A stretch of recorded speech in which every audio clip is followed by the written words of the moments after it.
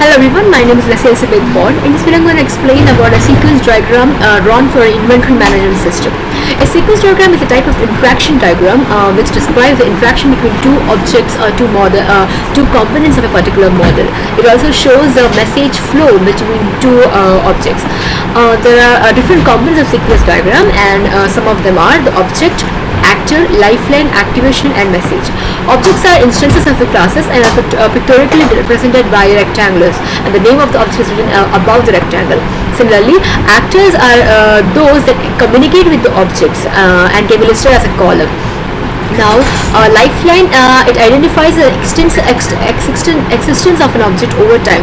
That is, by how much time a particular object exists or not, and how much time it interacts with the other objects. Activation, it is modeled as rectangular boxes on the lifeline, indicate when the object is performing an action. Message is modeled as horizontal arrows between the activation, indicate the communication between two objects. So these are the descriptions or the components of the sequence diagram. Now this is my sequence diagram, and as I said, it is a sequence diagram for an inventory management system. So the main actors of my sequence diagrams are purchasing department, inventory management system, and supplier. So the sequence or the initiator is a purchasing department. So it initiates the action by checking with the inventory management system that if the item is available or not. So this is the first line which goes from purchasing department to inventory management system, checking if the item is available. So once it reaches away, the second step is inventory management checks if the item is available or not.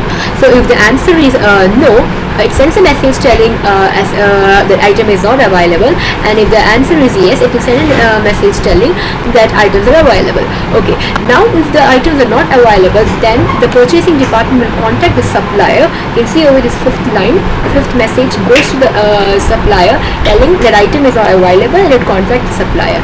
Now once the message is reached to the supplier, it validates the contactor that if such a customer is available or not. So if the purchasing department is a valid one or not. So if the contactor is a valid one, it acknowledges the initiator, and then once the purchasing department gets an acknowledgement from the supplier, it will place a PO, that is purchase order. So after placing the purchase order, supplier will ask for the address to the purchasing department, and then the purchasing department gives the address. Then finally the supplier delivers the order. So once it delivers, once the order is delivered, along with it, generates an invoice and then sends the invoice. Finally, the purchasing department does the payment, and then the payment confirmation message is sent from supplier to the purchasing department. Finally, it updates the inventory management system, and again the whole cycle repeats during the necessary time. So let's start with the video. Thank you so much for watching.